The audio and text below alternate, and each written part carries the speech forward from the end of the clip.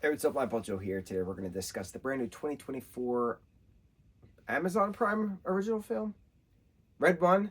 I'm confused because Amazon owns MGM, and this film was technically supposed to be a Prime original film, which came out in 23, and then didn't because of the SAG-AFTRA strike. So they pushed it a year till this Christmas, but then made it a theatrical release November 6th, I think it came out, and then it just dropped on Amazon Prime December 12th, I think. So it only was in the theaters. It's still technically in the theaters, but it's now hybrid. Like, you can still watch it at home.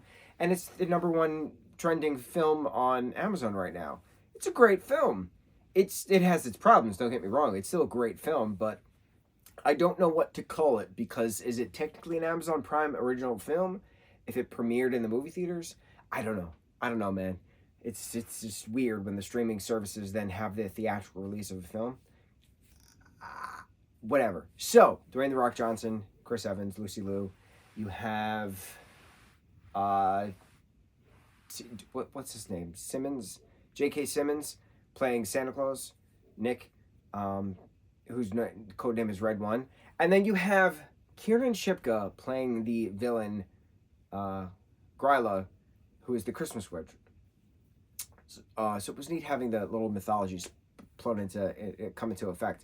Krampus is Nick's brother in this, so I thought that was neat. But why I say this in regards to why it was so entertaining seeing this, Kiernan plays Janora, who is the daughter of Tenzin, who's voiced by J.K. Simmons in Avatar: The Legend of Korra. So when she popped up on screen and she's fighting with him, I was like, oh my god, this is literally Janora and Tenzin yelling at each other. I'm familiar with this. I love this. Legend of Korra is just phenomenal. It's glorious. So I knew that, and I watched this with my folks, and I had to actually pause the film because we watched it on Prime, and I had to share this fun fact, and they're like, "Oh, what's the odds? What's the odds of that they're playing, against each other in another film?" So I thought that was neat. It's a 2-hour film. It does have 3 acts, but there is so much backstory and so much character development that happens behind the scenes that this needed to have been a 6 to 8 episode miniseries. This should not have been condensed into a 2-hour film, because the story that's presented to us involving all the different mythological creatures, it's a very different type of adding mythological creatures as opposed to Disney's Santa Claus. That's fluffy kind of a thing. This is different. This is hardcore. This is action. This is violence. This is kidnapping. This is stealth operations, military task force things, director and chief and commander. This is intense, right? And it's just very well put together in regards to that type of world. But this world that they've built and this character development of hundreds of years of this character knowing this character, and we did this, and this, I dated this person, and why this person's mad, and why they can't find the North Pole now, and things like, there's a lot of stuff that's summarized, and it could have been expanded on with actual scene. Give me an episode of a flashback, right? Krampus and Gryla dated at one point. Give me that, right?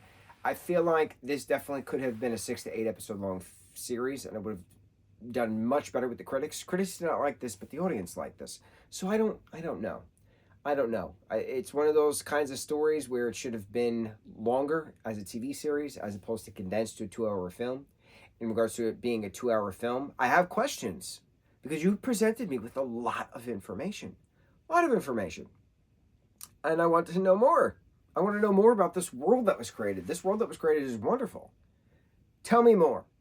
How did all of these random mythological creatures come about? Why are there hellhounds guarding Krampus's castle, right? How does this work? Hellhounds are supposed to be in hell. How does this work, right? I want to know. I want to know things.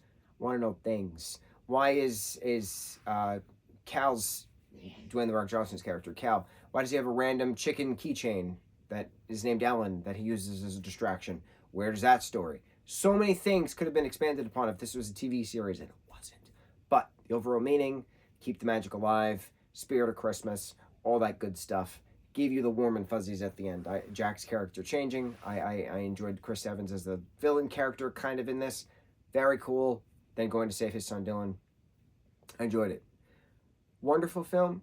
Should have been a show. Read one. On to the next review. Mucho mahalo.